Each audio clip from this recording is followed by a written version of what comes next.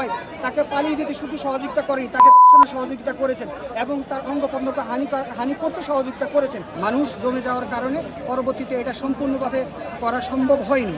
পরবর্তীতে এই যে রামিসা হত্যাকাণ্ডে ব্যবহৃত ছুরি এবং কি বিভিন্ন আলামত উদ্ধার করা হয় এবং 1 নম্বর এখানে একজন সাক্ষী ছিলেন, নাম হলো রাজু, জাকির হোসেন রাজু।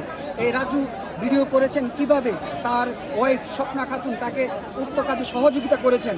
তিনি এই রামিসার যিনি আব্বু, তিনি তার এই রানার সয়েল রানার দরজার গেট, এই গেটটা তিনি ভেঙে ফেলেছেন। ভেঙে ফেলার পরও তিনি দরজাটা খুলতে পারেন নাই। পরবর্তীতে রামিসার মা বারবার সাথী খাতুনকে, বোন তুই দরজা খুল, আমার মেয়েটার ভিতরে দরজা খুল, তারপরে এই করুণ যে চিৎকার তার কানে পৌঁছায়নি।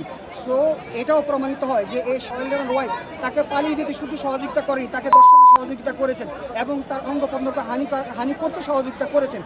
আজকে হৃদয়স্পর্শী এবং অত্যন্ত মর্মান্তিক এই শিশু রামিসা ধর্ষণ এবং হত্যাকাণ্ডের মামলার ব্যাপারে আমরা প্রত্যেকেই জানি এই ঘটনা কি ঘটেছিল এবং তার অনেক বড় অংশীদার ভাগীদার আপনারা এই মিডিয়ার সাংবাদিক ভাই বোনেরা। তারই আলোকে আজকে এই রায়ের দিনক্ষণ নির্ধারিত ছিল। সেই রায়টি যুগান্তকারী রায় আজকে প্রকাশ হলো। সেই রায়ে 1 নং আসামি সোহেল রানাকে যখন মৃত্যুদণ্ড দিল এবং স্বপ্না খাতুনকে মৃত্যুদণ্ড দিল, তখন সত্যিকার অর্থেই আমি বলতে চাই এটি আজকে আমাদের জন্য একটি রাষ্ট্রীয় মেসেজ, একটি বিরাট বড় বার্তা।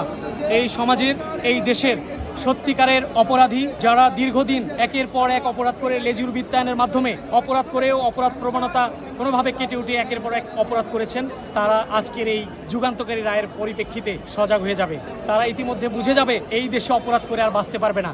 আইন তার স্বগতিতে চলবে, আইনের শাসন প্রতিষ্ঠা হবে, মানুষ বিচার পাবে, যেন নতুন করে শিশু রামিসা, সেই আসিয়া অন্যদের মতো করে জাগতে না হয়, রাস্তায় না নামতে হয়, মানুষকে আন্দোলন না করতে হয়। এটি কিন্তু আজকের এই মামলার রায়ের মাধ্যমে একটা অনেক বড় বার্তা।